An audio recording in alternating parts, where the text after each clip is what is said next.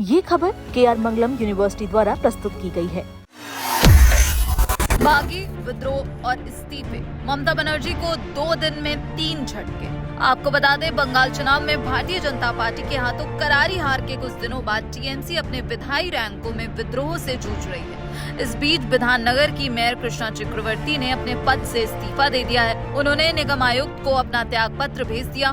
बंगाल की सत्ता से उखड़ने के बाद तृणमूल कांग्रेस को यह एक और झटका है। मालूम हो कि विधाननगर नगर निगम में वर्तमान में तृणमूल का बोर्ड है। इस्तीफे के बाद मीडिया से बातचीत में उन्होंने कहा, मैंने व्यक्तिगत कारणों से यह निर्णय लिया है।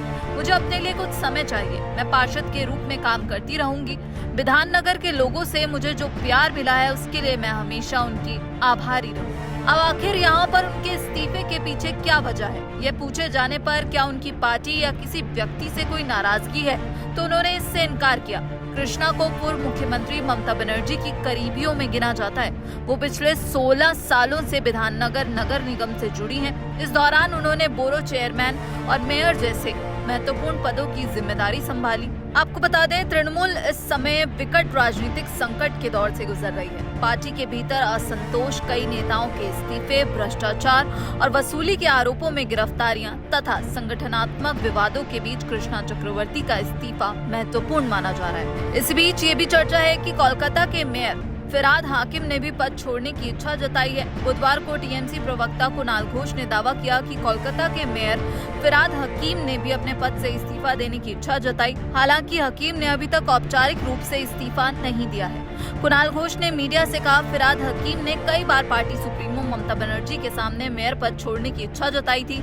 उनका कहना था कि नगर निगम लगभग निष्क्रिय हो चुका है। वो सम्मानजनक तरीके से पद छोड़ना चाहते हैं। ममता बनर्जी ने उन्हें मनाने की कोशिश की, लेकिन बाद में सभी पहलुओं पर विचार करने के बाद उन्हें इस्तीफा देने की अनुमति दे दी गई। इससे पहले आपको बता दें, स्पीकर द्वारा टीएमसी के 58 बागी विधायकों को प्रमुख विपक्षी दल के रूप में मान्यता दिए जाने के बाद ममता बनर्जी की पार्टी को करारा झटका लगा।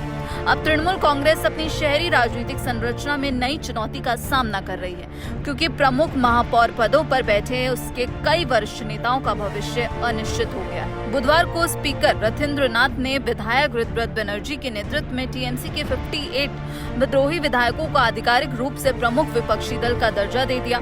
इन बागी विधायकों ने पार्टी नेतृत्व पर तानाशाही का आरोप लगाया है और टीएमसी के राष्ट्रीय महासचिव अभिषेक बनर्जी की भूमिका को खुलकर चुनौती दी।